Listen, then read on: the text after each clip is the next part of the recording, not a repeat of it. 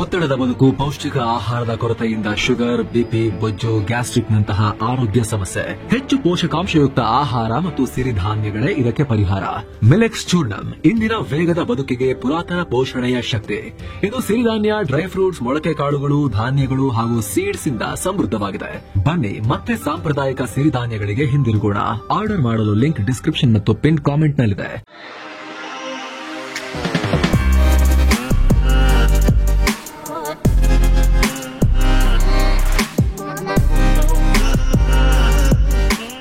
Hi friends, ದಿನದ ಎಲ್ಲ ಪ್ರಮುಖ ಸುದ್ದಿಯನ್ನ ನಿಮಗೆ ತಲುಪಿಸುವ ಮಸ್ತ್ ಮಗ ಚಾನೆಲ್ನ ಫುಲ್ ನ್ಯೂಸ್ಗೆ ಸ್ವಾಗತ. ನಾನು ಅಮರ್ ಪ್ರಸಾದ್. ಯೋಗಿ ಪೊಲೀಸರ ಬಳಿಕ ಯುಪಿ ಪೊಲೀಸರ ಬಳಿಕ ಕರ್ನಾಟಕದಲ್ಲಿ ಪರಂ ಪೊಲೀಸರ ಬಳಿಕ ಈಗ ದಿಲ್ಲಿಯ ಅಮಿತ್ ಶಾ ಪೊಲೀಸರು, ದಿಲ್ಲಿ ಪೊಲೀಸರು ಕೂಡ ರೊಚ್ಚಿಗೆದ್ದಿದ್ದಾರೆ. ದಿಲ್ಲಿಯಲ್ಲಿ ರಾತ್ರೋರಾತ್ರಿ ಗುಂಡುಗಳು ಸಿಡಿದಿವೆ. ಭಾರಿ ಬಿಗ್ ಎನ್ಕೌಂಟರ್ ನಡೆದಿದೆ. ಸಿಕ್ಕಾಪಟ್ಟೆ ಶಾಟ್ಸ್ ಫೈರ್ ಆಗಿವೆ. ಬಿಹಾರದ ಸಿಗ್ಮಾ ಗ್ಯಾಂಗ್ನ 4 ಮೋಸ್ಟ್ ವಾಂಟೆಡ್ ಗ್ಯಾಂಗ್ಸ್ಟರ್ಗಳನ್ನ, ಎಷ್ಟು 4 ಬಿಗ್ ಗ್ಯಾಂಗ್ಸ್ಟರ್ಗಳನ್ನ ಎನ್ಕೌಂಟರ್ ಮಾಡಲಾಗಿದೆ. ಈ ಗ್ಯಾಂಗ್ಸ್ಟರ್ಗಳ ಹೆಸರೇನು?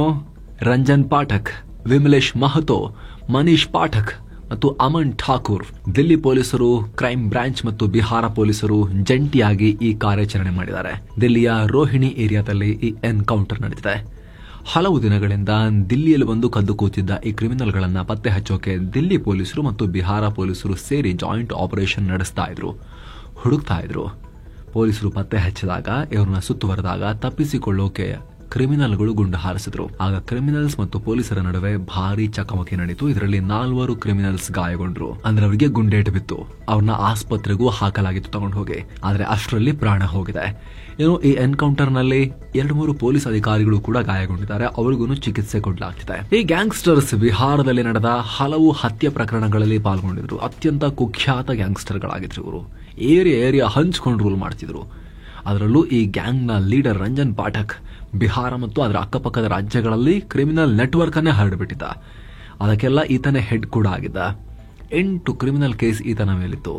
ಈತನ ಬಗ್ಗೆ ಮಾಹಿತಿ ಕೊಟ್ಟವರಿಗೆ 25,000 ರೂಪಾಯಿ ಬಹುಮಾನವನ್ನ ಕೂಡ ಬಿಹಾರ ಪೊಲೀಸರು ಘೋಷಿಸಿದ್ರು. ಅಲ್ಲದೆ ಈತ ಹಲವು ಬಾರಿ ಸೋಷಿಯಲ್ ಮೀಡಿಯಾ ಪೋಸ್ಟ್ ಮತ್ತು ಆಡಿಯೋ ಮೆಸೇಜಸ್ ಮೂಲಕ ಪೊಲೀಸರಿಗೇನೆ ಓಪನ್ ಆಗಿ ಬೆದರಿಕೆ ಹಾಕ್ತಾ ಇದ್ದ.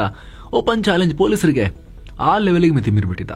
ಇತ್ತೀಚೆಗಷ್ಟೇ ಈ ಗ್ಯಾಂಗ್ ಒಂದು ಆಡಿಯೋ ಕ್ಲಿಪ್ ರಿಲೀಸ್ ಮಾಡಿತ್ತು. ಅದರಲ್ಲಿ ಮುಂದಿನ ಬಿಹಾರ ಚುನಾವಣೆಯಲ್ಲಿ ಕ್ರಿಮಿನಲ್ ಚಟುವಟಿಕೆ ನಡೆಸೋಕೆ ಇವರು ಸಂಚು ರೂಪಿಸಿರೋ, ವಿಧ್ವಂಸಕ ಕೃತ್ಯಗಳಿಗೆ ಪ್ಲಾನ್ ಮಾಡಿರೋ ಮಾಹಿತಿ ಲೀಕ್ ಆಗಿತ್ತು. ಈಗ ಇವರನ್ನ ಪೊಲೀಸರು ಬೇಟೆಯಾಡಿದ್ದಾರೆ. ಈ ಸಿಗ್ಮಾ ಗ್ಯಾಂಗ್ ಸುಮಾರು 7 ವರ್ಷಗಳಿಂದ ಆಕ್ಟಿವ್ ಆಗಿತ್ತು. ಬಿಹಾರದಲ್ಲಿದ್ರೆ ಪೊಲೀಸರು ಹಿಡಿತಾರೆ ಅಂತ ಹೇಳಿ ಬೇರೆ ಬೇರೆ ಕಡೆ ಓಡಾಡ್ತಾ ಇದ್ರು.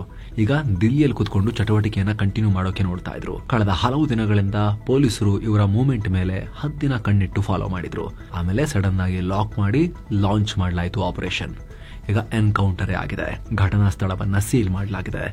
ಅಲ್ಲಿಂದ ಸಾಕ್ಷ್ಯಗಳನ್ನ ಕಲೆಕ್ಟ್ ಮಾಡೋಕೆ ಫೋರೆನ್ಸಿಕ್ ಟೀಮ್ ಕೂಡ ಹೋಗಿದೆ. ದೊಡ್ಡ ಎನ್ಕೌಂಟರ್ ಇದು. 4 ಟಾಪ್ ಗ್ಯಾಂಗ್ಸ್ಟರ್ಗಳನ್ನ ಒಂದು ಶಾಟ್ ನಲ್ಲಿ ಮುಗಿಸೋದು ಅಂತ ಹೇಳಿದ್ರೆ, ಸದ್ಯ ಈ ಗ್ಯಾಂಗ್ ಹರಡಿದ್ದ ಕ್ರಿಮಿನಲ್ ನೆಟ್ವರ್ಕ್ ಅನ್ನ ಬುಡ ಸಮೇತ ಕಿತ್ತು ಹಾಕೋಕೆ ತನಿಖೆ ಕೂಡ ಶುರುವಾಗಿದೆ. ಇನ್ನು ಸ್ನೇಹಿತರೆ, ಮಸ್ತ್ ಮಗ ಚಾನಲ್ ಅನ್ನ ಇನ್ನೂ ಕೂಡ ಸಬ್ಸ್ಕ್ರೈಬ್ ಮಾಡದೇ ಇರೋ ವೀಕ್ಷಕರಲ್ಲಿ ಮನವಿ ಏನು ಅಂದ್ರೆ, ದಯವಿಟ್ಟು ವಿಡಿಯೋ ಕೆಳಗಿರೋ ಸಬ್ಸ್ಕ್ರೈಬ್ ಬಟನ್ ಮೇಲೆ ಕ್ಲಿಕ್ ಮಾಡಿ, ಹಾಗೆ ಪಕ್ಕದ ಬೆಲ್ ಐಕಾನ್ ಮೇಲೆ ಕ್ಲಿಕ್ ಮಾಡಿ ನಿಮ್ಮ ಬೆಂಬಲವನ್ನ ನೀಡಿ ಅಂತ. ಬನ್ನಿ ಸ್ನೇಹಿತರೆ, ಕಂಟಿನ್ಯೂ ಮಾಡೋಣ. ಭಾರತದ ಶತ್ರು ಲಷ್ಕರ್ ಉಗ್ರ ಸಂಘಟನೆಗೆ ಸಂಬಂಧಪಟ್ಟಂತೆ ಈಗ ಆಘಾತಕಾರಿ ವಿಡಿಯೋ ಹೊರಬಿದ್ದಿದೆ. ಭಾರತ ನಡೆಸಿದ ಆಪರೇಷನ್ ಸಿಂಧೂರ್ಗೆ ಪ್ರತಿಕಾರ ಹೇಳೋಕೆ ಈ ಉಗ್ರ ಗುಂಪು ಜೋರಾಗಿ ತಯಾರಿ ಮಾಡಿಕೊಳ್ತಿದೆ. ಭಾರತದ ವಿರುದ್ಧ ಸೇಡು ತೀರಿಸಿಕೊಳ್ಳೋಕೆ ಮಹಿಳೆಯರನ್ನ ಬಳಸಿಕೊಳ್ಳೋಕೆ ಮುಂದಾಗಿದೆ. ಇದಕ್ಕೆ ಸಂಬಂಧಪಟ್ಟಂತೆ ವಿಡಿಯೋ ರಿಲೀಸ್ ಆಗಿದೆ. ಅದರಲ್ಲಿ ಪಾಕಿಸ್ತಾನದ ಮುರಿದ್ಕೆನಲ್ಲಿರೋ ಲಷ್ಕರ್ ಪ್ರಧಾನ ಕಚೇರಿಯಲ್ಲಿ, ಎಸ್, ಭಾರತ ದಾಳಿ ಮಾಡಿ ಧ್ವಂಸ ಮಾಡಿತ್ತಲ್ಲ, ಆ ಕಚೇರಿಯಲ್ಲೇ ಉಗ್ರ ಹಫೀಜ್ ರೌಫ್ ಮತ್ತವನ ಸಹಚರ ಹ್ಯಾರಿಸ್ ದರ್ ಮಹಿಳೆಯರ ಬ್ರೈನ್ ವಾಶ್ ಮಾಡ್ತಾ ಇದ್ದಾರೆ. ಈ ವಿಡಿಯೋಗಳ ಆಕ್ಸೆಸ್ ಈಗ ಮಾಧ್ಯಮಗಳಿಗೆ ಸಿಕ್ಕಿದೆ. ಅಷ್ಟೇ ಅಲ್ಲ, ಈ ವಿಡಿಯೋದಲ್ಲಿ ಭಾರತದ ಪ್ರಧಾನಿ ನರೇಂದ್ರ ಮೋದಿ ಮತ್ತು ಭಾರತದ ವಿರುದ್ಧ, ಓವರಾಲ್ ದೇಶದ ವಿರುದ್ಧ ವಿಷ ಕಾರ್ತಿರೋದು ಕೂಡ ಕಂಡು ಬಂದಿದೆ. ಮೋದಿ ಮತ್ತು ಭಾರತ ನಮ್ಮ ಪರಮ ಶತ್ರುಗಳು. ಭಾರತೀಯ ಸೇನೆ ನಮ್ಮ ಮುರಿದ್ಕೆ ಹೆಡ್ ಕ್ವಾರ್ಟರ್ಸ್ ಮೇಲೆ ದಾಳಿ ಮಾಡಿತ್ತು. ಸೊ ನಾವು ಅವರ ವಿರುದ್ಧ ಯುದ್ಧ ಸಾರಬೇಕು ಅನ್ನೋ ಕರೆಯನ್ನ ಕೊಟ್ಟಿದ್ದಾನೆ. ವರದಿಗಳ ಪ್ರಕಾರ ಲಷ್ಕರ್ ರಿಕ್ರೂಟ್ ಮಾಡಿಕೊಂಡ ಮಹಿಳೆಯರಲ್ಲಿ ಭಾರತ ವಿರುದ್ಧ ಕತೆಗಳನ್ನ ಕಟ್ಟಿ ವಿಷ ಬೀಜ ಬಿಚ್ಚುತ್ತಾ ಇದೆ. ಅದಕ್ಕಾಗಿ ಟ್ರೈನಿಂಗ್ ಕೊಡುವಾಗ ಭಾರತ ನಡೆಸಿದ್ದ ಆಪರೇಷನ್ ಸಿಂಧೂರ್ ಫೂಟೇಜ್ ಅನ್ನೇ ಮತ್ತೆ ಮತ್ತೆ ಪ್ಲೇ ಮಾಡಿ ತೋರಿಸಲಾಗ್ತಿದೆ. ಮಹಿಳೆಯರಲ್ಲಿ ಭಾರತದ ವಿರುದ್ಧ ದ್ವೇಷ ಉಕ್ಕಿಸೋಕೆ ಪ್ರಯತ್ನ ಪಡ್ತಾ ಇದ್ದಾರೆ ಈ ಉಗ್ರರು. ಈ ಉಗ್ರರ ಪಾಠ ಕೇಳಿಸಿಕೊಂಡ ಮಹಿಳೆಯರು ಕೂಡ ನಿಧಾನವಾಗಿ ಉಗ್ರರಾಗಿ ಬದಲಾಗ್ತಾ ಇದ್ದಾರೆ. ಅವ್ರು ಹೇಳ್ತಾರೆ, ಮೋದಿ ನಮ್ಮ ಜಾಗದ ಮೇಲೆ ದಾಳಿ ಮಾಡಿಸಿದ್ರು, ಅದರಿಂದ ನಾವು ಅವರ ದೇಶದ ಮೇಲೆ ದಾಳಿ ಮಾಡಬೇಕು ಅಂತ ಮಹಿಳೆಯೊಬ್ಬಳು ಪಿಸುಗುಡುತ್ತಿರೋದು ವಿಡಿಯೋದಲ್ಲಿದೆ. ಇನ್ನು ಇದೇ ಲಷ್ಕರ್ ಉಗ್ರ ಸಂಘಟನೆ ನವೆಂಬರ್ 2ನೇ ತಾರೀಕು ಈ ಪಾಕಿಸ್ತಾನದ ಮುಖ್ಯ ಸಿಟಿ ಲಾಹೋರ್ನ ಮಿನಾರ್ ಎ ಪಾಕಿಸ್ತಾನ್ನಲ್ಲಿ ದೊಡ್ಡ ರ್ಯಾಲಿ ನಡೆಸೋಕೆ ಪ್ಲಾನ್ ಹಾಕೊಂಡಿದೆ. ಇದಕ್ಕೆ ಲಷ್ಕರ್ನ ಪೊಲಿಟಿಕಲ್ ವಿಂಗ್ ಮಾರ್ಕಜ್ ಎ ಮುಸ್ಲಿಂ ಲೀಗ್ ಬೆಂಬಲ ಕೊಡುತ್ತೆ ಅನ್ನೋ ಮಾಹಿತಿ ಬರ್ತಾ ಇದೆ. ಇದೆಲ್ಲದರ ನಡುವೆ ಭಾರತೀಯ ಸೇನೆ ತನ್ನ ಬಲವನ್ನು ಹೆಚ್ಚಿಸಿಕೊಳ್ಳೋಕೆ ಮುಂದಾಗಿದೆ. ತನ್ನ ಸ್ಪೆಷಲ್ ಫೋರ್ಸಸ್ ಸಾಮರ್ಥ್ಯವನ್ನ ವಿಸ್ತರಿಸೋಕೆ ದೊಡ್ಡ ಹೆಜ್ಜೆ ಇಟ್ಟಿದೆ. ಹೊಸದಾಗಿ ಸೇನೆಗೆ 25 ಭೈರವ್ ಬೆಟಾಲಿಯನ್ಗಳನ್ನ ಸೇರಿಸಲಾಗ್ತಿದೆ. ಈಗ ಆಲ್ರೆಡಿ 5 ಬೆಟಾಲಿಯನ್ಗಳನ್ನ ಸಂಪೂರ್ಣವಾಗಿ ರಚಿಸಿ ಟ್ರೈನಿಂಗ್ ಕೊಟ್ಟು ನಿಯೋಜಿಸಲಾಗಿದೆ. ಇನ್ನು 4 ಬೆಟಾಲಿಯನ್ಗಳನ್ನ ನಿಯೋಜಿಸಲಾಗ್ತಿದೆ. ಉಳಿದ ಬೆಟಾಲಿಯನ್ಗಳು ನವೆಂಬರ್ 15ರಿಂದ ಟ್ರೈನಿಂಗ್ ಪಡೆದು ನಿಯೋಜನೆಗೊಳ್ತವೆ ಅಂತ DG infantry lieutenant general Ajay Kumar ಹೇಳಿದ್ದಾರೆ. ಜೊತೆಗೆ ಈ ಬೆಟಾಲಿಯನ್ಗಳ ಸಾಮರ್ಥ್ಯದ ಬಗ್ಗೆ ಮಾತನಾಡಿ, ಇವುಗಳು ಪುಟ್ಟ ಯೂನಿಟ್ ಆಗಿದ್ರೂ ಕೂಡ ಬಹಳ ಎಫಿಷಿಯೆಂಟ್ ಆಗಿ ಕೆಲಸ ಮಾಡ್ತಾರೆ, ಕ್ವಿಕ್ ಆಗಿ ಮೂವ್ ಆಗ್ತಾರೆ, ಶತ್ರುಗಳಿಗೆ ಸರ್ಪ್ರೈಸ್ ಆಗಿ ಪ್ರತಿಕ್ರಿಯೆ ಕೊಡ್ತಾರೆ. ಅತ್ಯಂತ ಅಪಾಯಕಾರಿ ಯುದ್ಧ ಸಂದರ್ಭಗಳಲ್ಲಿ ಫೈಟ್ ಮಾಡೋಕೆ ಈ ಬೆಟಾಲಿಯನ್ನ ನಾವು ರಚಿಸಿದ್ದೀವಿ ಅಂತ ಹೇಳಿದ್ದಾರೆ. ಈ ಭೈರವ್ ಬೆಟಾಲಿಯನ್ ಜೊತೆಗೆ ಭಾರತೀಯ ಸೇನೆ ಡ್ರೋನ್ ಸಾಮರ್ಥ್ಯ ಹೆಚ್ಚಿಸಿಕೊಳ್ಳೋಕು ಕೂಡ ಕೈ ಹಾಕಿದೆ. ಭಾರತ ಸೇನೆ ತನ್ನೆಲ್ಲ ಇನ್ಫ್ಯಾಂಟ್ರಿ ಯೂನಿಟ್ಗಳಲ್ಲಿ ಸ್ಪೆಷಲೈಸ್ಡ್ ಡ್ರೋನ್ ಎಕ್ವಿಪ್ಮೆಂಟ್ ಪ್ಲಾಟೂನ್ಗಳನ್ನ ಅಂದ್ರೆ 20ರಿಂದ 30 ಯೋಧರಿರೋ ಸಣ್ಣ ಮಿಲಿಟರಿ ಯೂನಿಟ್ಗಳನ್ನ ಸೆಟ್ ಮಾಡ್ತಿದೆ. ಈಗ ಆಲ್ರೆಡಿ 382 ಅಶೀನಿ ಪ್ಲಾಟೂನ್ಸ್ ರಚಿಸಿಯಾಗಿದೆ. ಪ್ರತಿಯೊಂದು ಪ್ಲಾಟೂನ್ನಲ್ಲಿ 20ರಿಂದ 25 ಸೈನಿಕರಿದ್ದಾರೆ. ಅವರಿಗೆಲ್ಲ ಡ್ರೋನ್ ಬಳಸಿಕೊಂಡು ಶತ್ರುಗಳ ಮೂವ್ಮೆಂಟ್ ಮೇಲೆ ಕಣ್ಣಿಡೋಕೆ, ದಾಳಿ ನಡೆಸೋಕೆ ಟ್ರೈನಿಂಗ್ ಕೊಡಲಾಗಿದೆ ಅಂತ ಅಜಯ್ ಕುಮಾರ್ ಹೇಳಿದ್ದಾರೆ. ಏನೋ ಮಹತ್ವದ ಬೆಳವಣಿಗೆಯಲ್ಲಿ ರಕ್ಷಣಾ ಮಂತ್ರಿ ರಾಜನಾಥ್ ಸಿಂಗ್ ನೇತೃತ್ವದ ಡಿಫೆನ್ಸ್ ಅಕ್ವಿಸಿಷನ್ ಕೌನ್ಸಿಲ್ ಡಿಎಸಿ ಸಶಸ್ತ್ರ ಪಡೆಗಳಿಗೆ ಸಂಬಂಧಪಟ್ಟಂತೆ ದೊಡ್ಡ ನಿರ್ಧಾರ ತಗೊಂಡಿದ್ದಾರೆ. 3 ಪಡೆಗಳು ಸಲ್ಲಿಸಿದ್ದ ಸುಮಾರು 79,000 ಕೋಟಿ ರೂಪಾಯಿ ಮೌಲ್ಯದ ರಕ್ಷಣಾ ಸಾಮಗ್ರಿಗಳ ಖರೀದಿಗೆ ಆ ಪ್ರಸ್ತಾವನೆಗೆ ಅನುಮೋದನೆ ಕೊಟ್ಟಿದ್ದಾರೆ.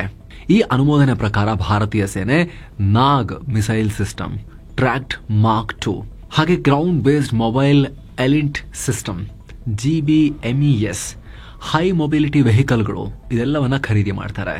ಇನ್ನು ನೌಕಾಪಡೆ landing platform docks, 30mm naval surface gun, advanced light weight torpedoes, electro optical infrared search and track system ಮತ್ತು ಸ್ಮಾರ್ಟ್ ಅಮ್ಯುನಿಷನ್ಗಳನ್ನು ಖರೀದಿ ಮಾಡ್ತಾರೆ.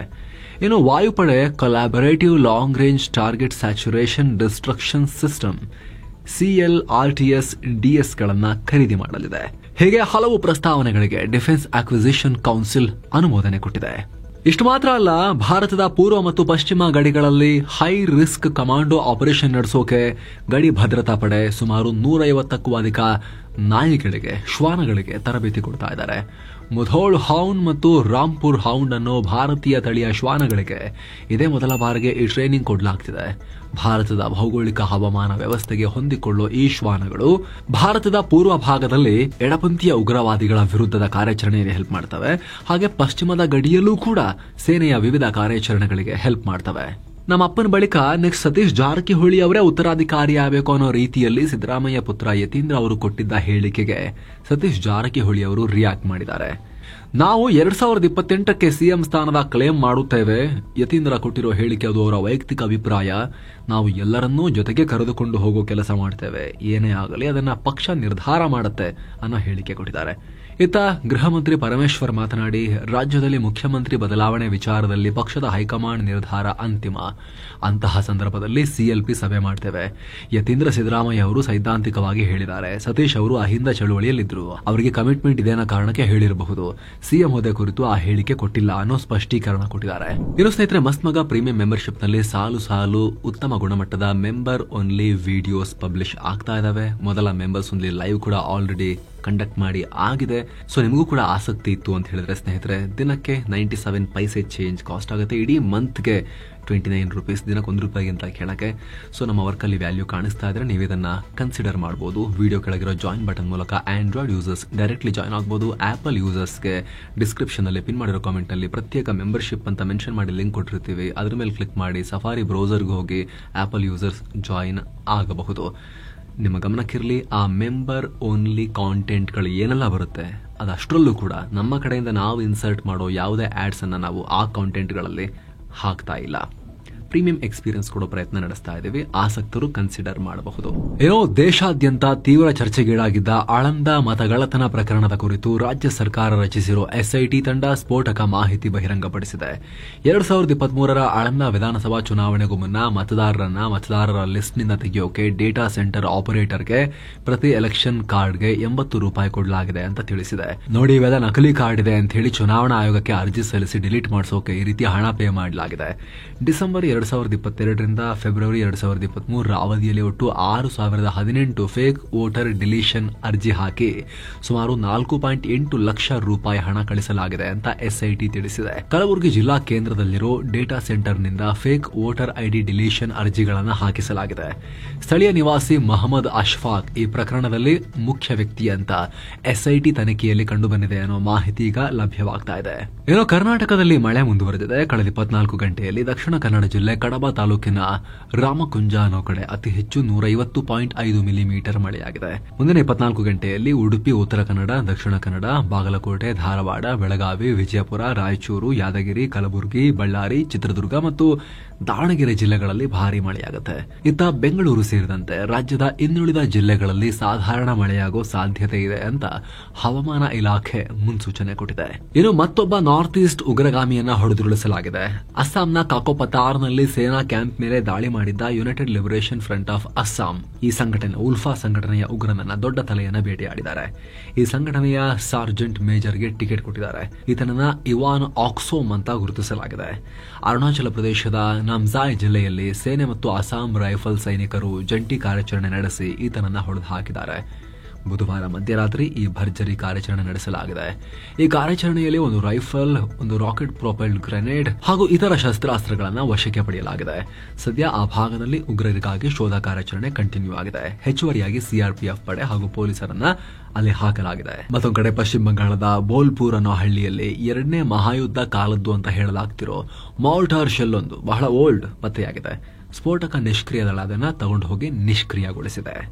ತೀವ್ರ ವಾಗ್ವಾದ ಹಾಗೂ ಚರ್ಚೆಗಳ ನಡುವೆ ಬಿಹಾರದ ಮಹಾಗಠಬಂಧನ್ ಕಾಂಗ್ರೆಸ್ ಆರ್ಜೆಡಿ ಮೈತ್ರಿಕೂಟದವರು ಮುಖ್ಯಮಂತ್ರಿ ಅಭ್ಯರ್ಥಿಯನ್ನ ಘೋಷಿಸಿದ್ದಾರೆ. ಆರ್ಜೆಡಿಯ ತೇಜಸ್ವಿ ಯಾದವ್ರನ್ನ ಸಿಎಂ ಅಭ್ಯರ್ಥಿ ಅಂತ ಘೋಷಿಸಿದ್ದಾರೆ. ವಿಕಾಸಶೀಲ್ ಇನ್ಸಾನ್ ಪಾರ್ಟಿಯ ಮುಖ್ಯಸ್ಥ ಮುಖೇಶ್ ಸೈನಿ ಅವರನ್ನ ಉಪಮುಖ್ಯಮಂತ್ರಿಯಾಗಿ ಘೋಷಿಸಲಾಗಿದೆ. ಹಾಗೆ ಬಿಹಾರದಲ್ಲಿ ಇಂಡಿಯಾ ಬ್ಲಾಕ್ ಅಧಿಕಾರಕ್ಕೆ ಬಂದ್ರೆ ಈ ಸೈನಿ ಹೊರತುಪಡಿಸಿ ಇನ್ನೊಬ್ಬ ಹಿಂದುಳಿದ ವರ್ಗದ ನಾಯಕನನ್ನ ಕೂಡ ಡಿಸಿಎಂ ಮಾಡ್ತೀವಿ ಅಂತಲೂ ಘೋಷಿಸಿದ್ದಾರೆ. ಕಾಂಗ್ರೆಸ್ ಹಿರಿಯ ನಾಯಕ ಅಶೋಕ್ ಗೆಹ್ಲೋಟ್ ಅವರು ಮಧ್ಯಸ್ಥಿಕೆ ವಹಿಸಿ ಸಂಧಾನ ಮಾಡಿ ಎಲ್ಲ ಆದ್ಮೇಲೆ ಈ ಘೋಷಣೆಯನ್ನ ಮಾಡಲಾಗಿದೆ. ಅಗ್ನಿವೀರ್ ಆಕಾಂಕ್ಷಿ ಯುವಕರಿಗೆ ಸಿಹಿ ಸುದ್ದಿ. ಈ ಹಿಂದೆ 25% ರಿಟೆನ್ಷನ್ ರೇಟ್ ಅನ್ನ ಅಂದ್ರೆ ಸೇನೆಯಲ್ಲಿ ದೀರ್ಘಕಾಲದವರೆಗೂ ಅಗ್ನಿವೀರರನ್ನ ಬಳಸಿಕೊಳ್ಳುವ ಪ್ರಮಾಣವನ್ನ 75% ಏರಿಕೆ ಮಾಡೋ ಬಗ್ಗೆ ಪ್ಲಾನ್ ನಡೀತಾ ಇದೆ. ಅಂದ್ರೆ ಮುಂಚೆ 100 ಅಗ್ನಿವೀರರು ಸೆಲೆಕ್ಟ್ ಆದ್ರೆ ಅದರಲ್ಲಿ 25 ಜನರನ್ನ ಮಾತ್ರ ಸೇನೆಯಲ್ಲಿ ಲಾಂಗ್ ಟರ್ಮ್ ಗೆ ಇಟ್ಕೊಳ್ಳಲಾಗ್ತಿತ್ತು. ಚೆನ್ನಾಗಿ ಪರ್ಫಾರ್ಮ್ ಮಾಡಿದವ್ರನ್ನ, ಉಳಿದವರನ್ನ ಅವ್ರಿಗೆ ಏನೇನು ಅಗ್ನಿವೀರ ಟರ್ಮ್ ಮುಗಿದ ಕೊಡೋದಿರುತ್ತೆ ಅದೆಲ್ಲ ಸೌಲಭ್ಯ ಕೊಟ್ಟು ಕಳಿಸ್ತಾ ಇದ್ರು. ಈಗ ಅದನ್ನ 75%ಗೆ ತಗೊಂಡು ಹೋಗೋಕೆ ಪ್ಲಾನ್ ನಡೀತಾ ಇದೆ. ರಾಜಸ್ಥಾನದ ಜೈಸಲ್ಮೇರ್ ನಲ್ಲಿ ನಡೆದ ಸೇನಾ ಕಮಾಂಡರ್ಗಳ ಸಮ್ಮೇಳನದಲ್ಲಿ ಈ ಮಾಹಿತಿ ಹೊರಬಿದ್ದಿದೆ. ಸ್ನೇಹಿತರೆ, ಮುಂದಿನ ವರ್ಷ ಮೊದಲ ಬ್ಯಾಚ್ ನ ಅಗ್ನಿವೀರರು ತಮ್ಮ 4 ವರ್ಷದ ಟ್ರೈನಿಂಗ್ ಅನ್ನ ಪೂರ್ಣಗೊಳಿಸ್ತಾ ಇದ್ದಾರೆ. ಹೀಗಾಗಿ ಇದಕ್ಕೆ ಬೇಗ ಅನುಮೋದನೆ ಸಿಗುತ್ತೆ ಅನ್ನೋ ನಿರೀಕ್ಷೆ ಕೂಡ ಇದೆ. ಆಪರೇಷನ್ ಸಿಂಧೂರ್ನಲ್ಲಿ ಅಗ್ನಿವೀರರು ಇತರೆ ಸೈನಿಕರ ರೀತಿಯಲ್ಲೇ ವೀರಾವೇಶದಿಂದ ದೇಶ ಸೇವೆ ಮಾಡಿದ್ರು. ಹೀಗಾಗಿ ಸರ್ಕಾರ ಈ ಪ್ಲಾನ್ ಮಾಡ್ತಾ ಇದೆ. ದೇಶದ ರಾಜಧಾನಿ ದಿಲ್ಲಿ ಯಾವಾಗಲೂ ವಾಯುಮಾಲಿನ್ಯದ ಪ್ರಾಬ್ಲಮ್ ಅಲ್ಲಿ ಈಗ ಪಟಾಕಿ ಹೊಡೆದು ಇನ್ನೂ ದಾಖಲೆ ಮಟ್ಟಕ್ಕೆ ಹೋಗಿದೆ. ಏರ್ ಕ್ವಾಲಿಟಿಯ ಕಳಪೆ ಗುಣಮಟ್ಟ AQI 500ಕ್ಕಿಂತ ಮೇಲಕ್ಕೆ ಹೋಗಿದೆ. ಅದು ಮನುಷ್ಯರಿರಕ್ಕೆ ಯೋಗ್ಯನೇ ಅಲ್ಲ. ಅದು ಜನಕ್ಕೆ ಉಸಿರಾಡೋಕ್ಕೂ ಕಷ್ಟ ಆಗ್ತಿದೆ. ಉಸಿರಾಟ ಸಂಬಂಧ ಕಾಯಿಲೆಗಳು ಜಾಸ್ತಿ ಆಗ್ತಿದಾವೆ. ಹೀಗಾಗಿ ಮೋಡ ಬಿತ್ತನೆಯಿಂದ ಮಳೆ ಬರೆಸೋಕೆ ಈಗ ಮುಂದಾಗಿದ್ದಾರೆ. ಮೋಡ ಬಿತ್ತನೆ ಮಾಡಿ ಮಳೆ ಬೀಳಿಸಿ ವಾತಾವರಣ ಕ್ಲಿಯರ್ ಮಾಡಕ್ಕಾಗತ್ತಾ ಅಂತ ಟ್ರೈ ಮಾಡ್ತಿದ್ದಾರೆ. ಕೇಂದ್ರ ಸರ್ಕಾರ ಅನುಮತಿ ಕೂಡ ಕೊಟ್ಟಿದೆ. IIT ಕಾನ್ಪುರ್ನ ಸಹಯೋಗದೊಂದಿಗೆ ಈ ಕೆಲಸ ನಡೆಯುತ್ತೆ. ಈಗ ಆಲ್ರೆಡಿ ಮೀರತ್ ಹಾಗೂ ಕಾನ್ಪುರದ ಬಳಿ ಮೋಡ ಬಿತ್ತನೆ ನಡೀತಾ ಇದೆ. ಮೋಡ ಬಿತ್ತನೆ ಸಕ್ಸಸ್ ಕಂಡ್ರೆ ಮುಂದಿನ 3 ದಿನಗಳಲ್ಲಿ ದಿಲ್ಲಿಯಲ್ಲಿ ಮಳೆ ಆಗೋ ನಿರೀಕ್ಷೆ ಇಟ್ಕೊಂಡಿದ್ದಾರೆ. ಭಾರತ ಆಸ್ಟ್ರೇಲಿಯಾ ವಿರುದ್ಧದ 3 ಮ್ಯಾಚ್ಗಳ 2ನೇ ಪಂದ್ಯದಲ್ಲೂ ಕೂಡ ಹೀನಾಯವಾಗಿ ಸೋತು ಹೋಗಿದೆ. ಮಾಡು ಇಲ್ಲವೇ ಮಡಿ ಪಂದ್ಯದಲ್ಲಿ ಟೀಂ ಇಂಡಿಯಾ ಆಸೀಸ್ ವಿರುದ್ಧ ಸೋಲೋ ಮೂಲಕ ಸರಣಿಯನ್ನ ಕೈಚೆಲ್ಲಿದೆ. ಟಾಸ್ ಗೆದ್ದ ಆಸ್ಟ್ರೇಲಿಯಾ ಮೊದಲು ಬೌಲಿಂಗ್ ಆಯ್ಕೆ ಮಾಡಿಕೊಳ್ತು. ಹೀಗಾಗಿ ಮೊದಲು ಬ್ಯಾಟ್ ಮಾಡಿದ ಟೀಂ ಇಂಡಿಯಾ ನಿಗದಿತ 50 ಓವರ್ಗಳಲ್ಲಿ 9 ವಿಕೆಟ್ ನಷ್ಟಕ್ಕೆ 264 ರನ್ ಗಳಿಸಿತು. ಟಾರ್ಗೆಟ್ ಬೆನ್ನತ್ತಿದ ಆಸ್ಟ್ರೇಲಿಯಾ 46.2 ಓವರ್ಗಳಲ್ಲಿ 8 ವಿಕೆಟ್ ನಷ್ಟಕ್ಕೆ 265 ರನ್ ಗಳಿಸಿ 2 ವಿಕೆಟ್ಗಳ ಗೆಲುವನ್ನು ದಾಖಲಿಸಿತು.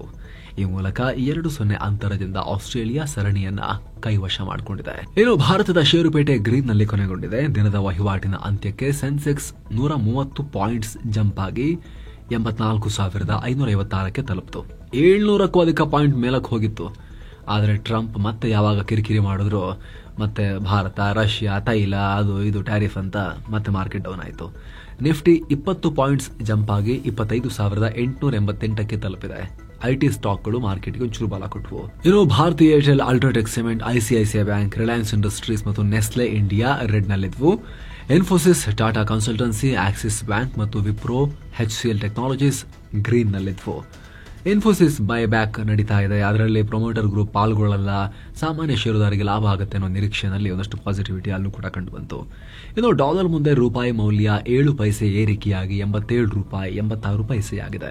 ಇನ್ನು ಚಿನ್ನ ಮತ್ತು ಬೆಳ್ಳಿ ಬೆಲೆ ವಿಚಾರಕ್ಕೆ ಬಂದರೆ 24 ಕ್ಯಾರೆಟ್ನ 10 ಗ್ರಾಂ ಚಿನ್ನದ ಬೆಲೆಯಲ್ಲಿ 553 ರೂಪಾಯಿ ಕಮ್ಮಿಯಾಗಿ 1,23,354 ರೂಪಾಯಿ ಆಗಿದೆ. 22 ಕ್ಯಾರೆಟ್ನ 10 ಗ್ರಾಂ ಚಿನ್ನದ ಬೆಲೆಯಲ್ಲಿ 510 ರೂಪಾಯಿ ಕಮ್ಮಿಯಾಗಿ 1,12,990 ರೂಪಾಯಿ ಆಗಿದೆ. 1 ಕೆಜಿ ಬೆಳ್ಳಿ ಬೆಲೆಯಲ್ಲಿ 1,051 ರೂಪಾಯಿ ಕಮ್ಮಿಯಾಗಿ 1,51,450 ರೂಪಾಯಿ ಆಗಿದೆ. ಸೊ ಫ್ರೆಂಡ್ಸ್, ಇದಾಗಿತ್ತು ಇವತ್ತಿನ ಫುಲ್ ನ್ಯೂಸ್. ನಾವು ಕೊಯ್ದಿಲ್ಲ, ಎಳೆದಿಲ್ಲ, ಕಿರಿಚಾಡಿಲ್ಲ, ಬರೀ ಸುದ್ದಿಯ ರೀತಿಯಲ್ಲಿ ನಿಮಗೆ ತಲುಪಿಸೋ ಪ್ರಯತ್ನವನ್ನ ಮಾಡ್ತಾ ಇದ್ದೀವಿ. ನಮ್ಮ ಈ ಪ್ರಯತ್ನ ನಿಮಗೆ ಇಷ್ಟ ಆಗ್ತಾ ಇದ್ರೆ ದಯವಿಟ್ಟು ಮಸ್ತ್ ಮಗ ಚಾನಲ್ಗೆ ಸಬ್ಸ್ಕ್ರೈಬ್ ಮಾಡಿ, ಪಕ್ಕದ ಬೆಲ್ ಐಕಾನ್ ಮೇಲೆ ಕ್ಲಿಕ್ ಮಾಡೋದನ್ನ ಮರಿಬೇಡಿ ಅನ್ನೋ ಮನವಿ ನಿಮ್ಮ ಹತ್ರ. ಹಾಗೆ ಸ್ನೇಹಿತರೆ, ಆಗಲೇ ಹೇಳಿದ ಮಸ್ತ್ ಮಗ ಪ್ರೀಮಿಯಂ ಮೆಂಬರ್ಶಿಪ್ ನಲ್ಲಿ ಆಸಕ್ತಿ ಇರೋರು ನೀವು ಚೆಕ್ ಮಾಡಬಹುದು, ಕನ್ಸಿಡರ್ ಮಾಡಬಹುದು. Thank you so much. ಮತ್ತೆ ಭೇಟಿ ಆಗ್ತಿರೋಣ. ನಮಸ್ತೆ.